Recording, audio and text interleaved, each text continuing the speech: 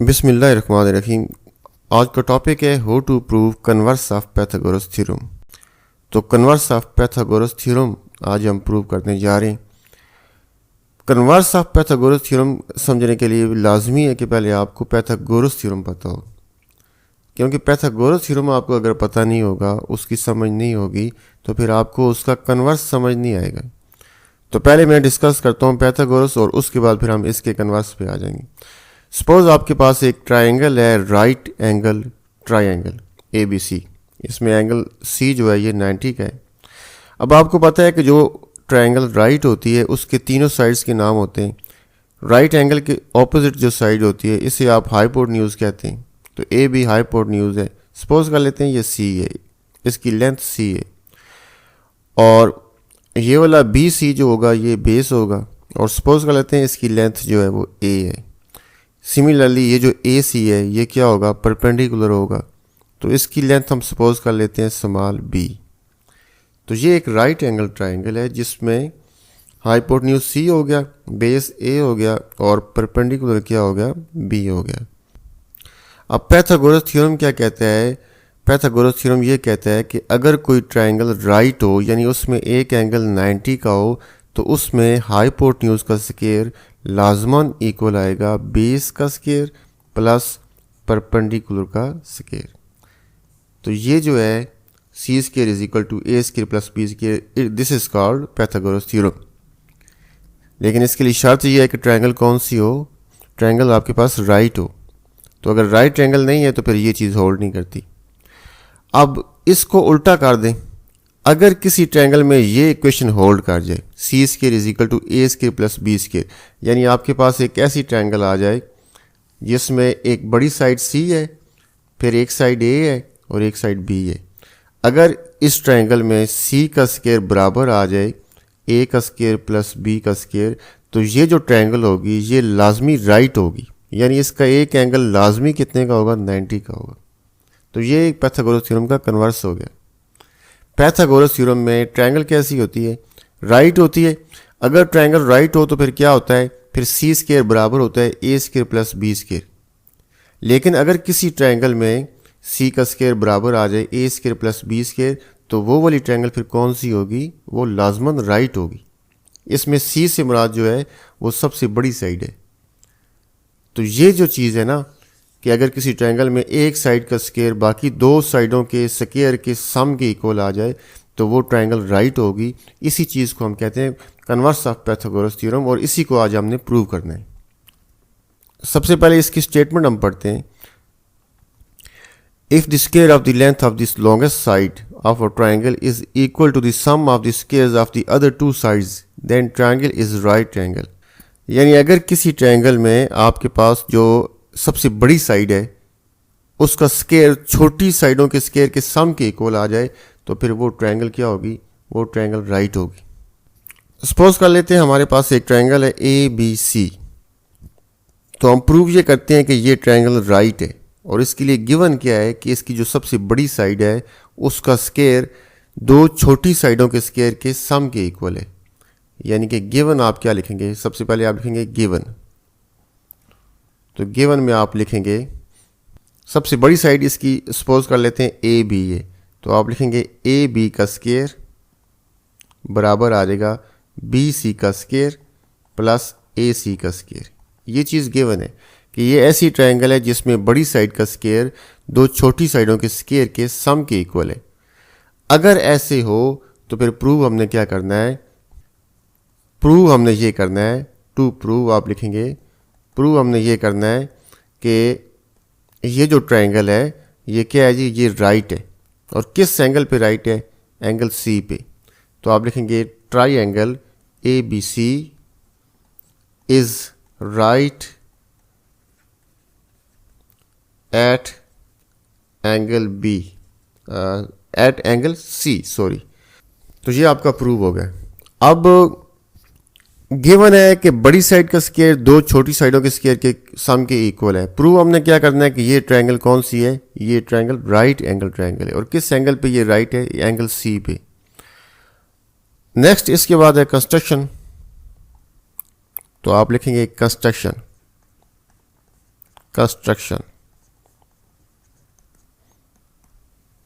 Construction में मैं ये करूँगा कि एक राइट एंगल ट्रायंगल जिसका नाम है PQR, ये मैं ड्रा करूँगा।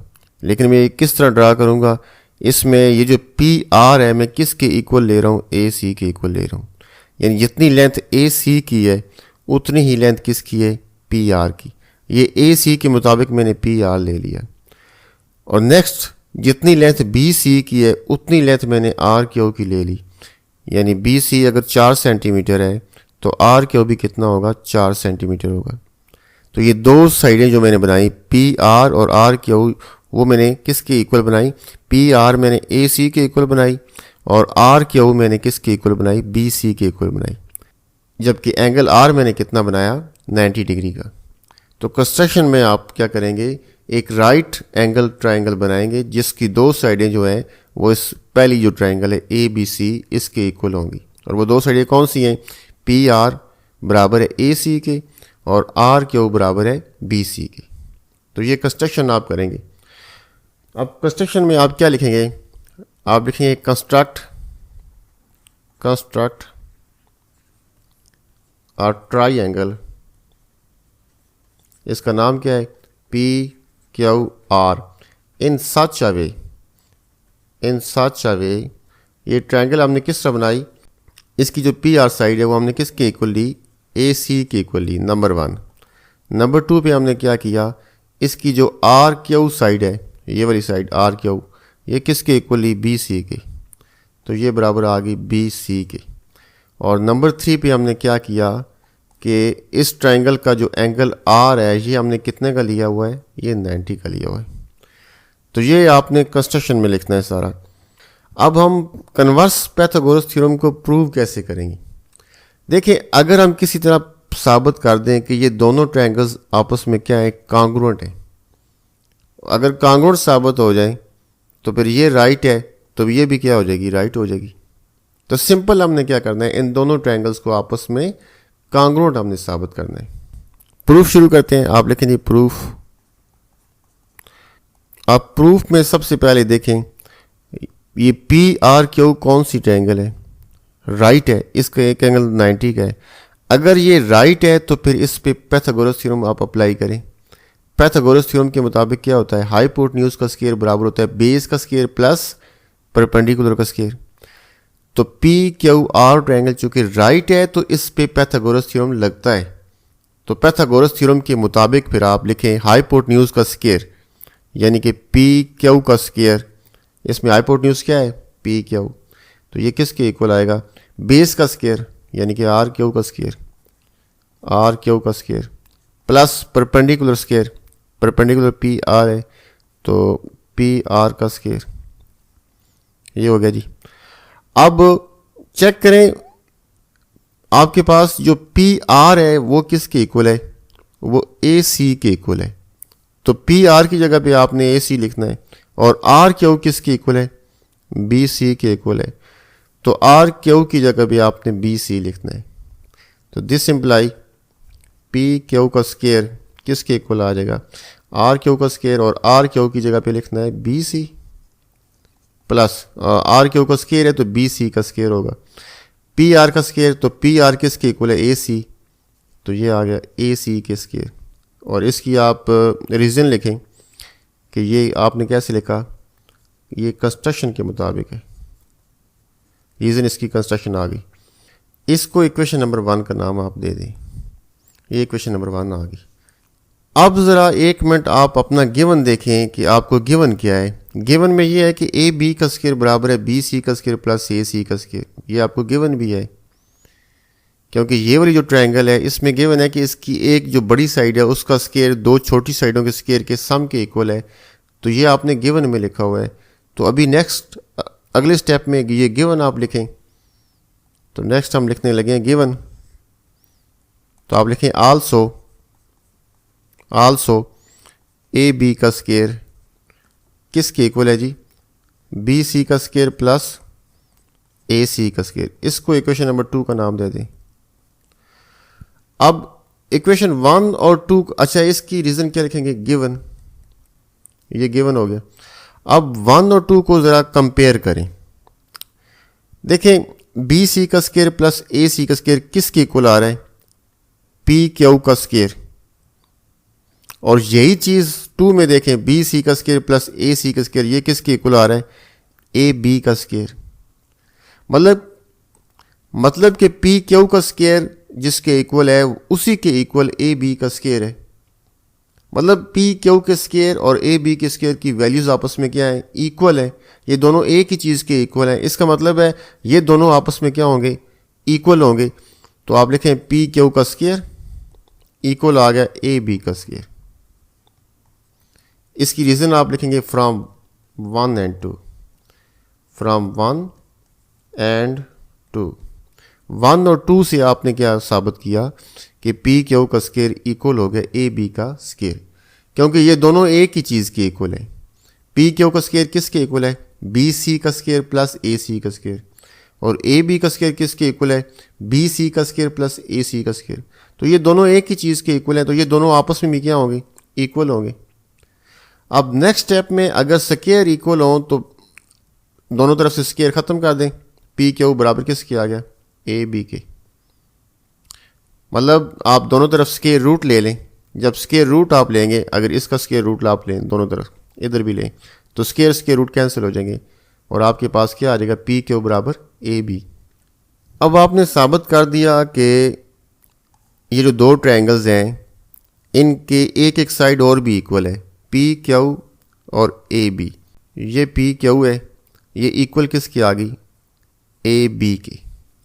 अब चेक करें कंस्ट्रक्शन में दो साइडें आपने पहले बराबर ली हुई, पी आर और ए सी आपस में इक्वल है, आर क्यू और बी सी आपस में इक्वल है। अभी तीसरी साइडें भी आपने साबित कर दिया कि ये भी आपस में क्या है, इक्वल है। इसका मतलब है इन दोनों ट्रायंगल्स की तीनों साइडें आपस में क्या होगी, इक्वल होगी। तो जब दो ट्रायंगल्स की तीन साइडें इक्वल होती हैं तो फिर एस एस एस पॉस्टुलेट है, साइड साइड साइड पॉस्टुलेट। उस पॉस्टुलेट के मुताबिक फिर ये ट्रायंगल आपस में क्या होती हैं, कांग्रुएंट होती हैं। तो ये सारा अभी आपने नीचे लिखना है प्रूफ के अंदर। आप क्या करेंगे, इन दोनों ट्रायंगल्स की करस्पॉन्डिंग लेंगे। तो आप लिखें triangle A B C corresponding to triangle P R Q. इसमें अब आपने तीन साइडें कौन सी बराबर साबित की हैं, दो तो कंस्ट्रक्शन में पहले से साबित शुदा है। पहली जो ट्रायंगल है इसकी ए सी साइड किसके इक्वल है, पी आर की इक्वल है। तो आप लिखें इसकी ए सी साइड इक्वल होगी इसकी किस साइड के, पी आर के। इसकी दूसरी साइड बी सी इसके किसके इक्वल है, आर क्यू। तो लेकिन ये बी सी जो है ये इक्वल किसके है, आर क्यू के। और ये कैसे लिखा आपने, इसकी रीज़न क्या देंगे, कंस्ट्रक्शन। ये आ गया कंस्ट्रक्शन और नीचे वाले का भी कंस्ट्रक्शन आएगा। ये दो दो साइडें होगी। अब तीसरी साइड आपने अभी ये साबित की है, देखें पी क्यू और ए बी। तो इसका ए बी इक्वल हो गया इसके किसके, पी क्यू की। इसका मतलब है इन दोनों ट्रायंगल्स की तीनों साइडें आपस में इक्वल होगी, लिहाजा ये ट्रायंगल क्या होगी, आपस में कांग्रुएंट होगी। So triangle A B C is congruent to triangle P P R Q. और इसकी रीज़न दें S S S postulate, S S S postulate. अब अगर ये ट्रायंगल इक्वल है तो इसका मतलब है इनके साइडें तो आपने इक्वल साबित कर दी, इनके बाकी जो एंगल्स हैं वो भी आपस में क्या होंगे, इक्वल होंगे। इसका मतलब है इसका एंगल आर और इसका एंगल सी आपस में इक्वल हो जाएंगे। एंगल सी जो है वो किसके इक्वल आ गया, एंगल आर के। अच्छा एंगल जो आर है वो कितना है, आप लिखें एंगल आर जो है वो तो 90 का है। इसका मतलब है सी और आर चूँकि इक्वल है और आर 90 का है, तो इसका मतलब है कि एंगल सी जो है वो भी कितने का होगा, 90 का होगा।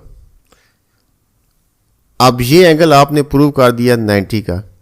तो अगर एंगल सी 90 का है तो फिर ये ट्रायंगल कौन सी होगी, राइट एंगल ट्रायंगल होगी। यही तो आपने प्रूव करना था। तो एंड पे आप लिखें, एंड पे आप लिखेंगे so triangle A B C is right, is right. अब किधर राइट है, किस एंगल पे, एट एंगल सी।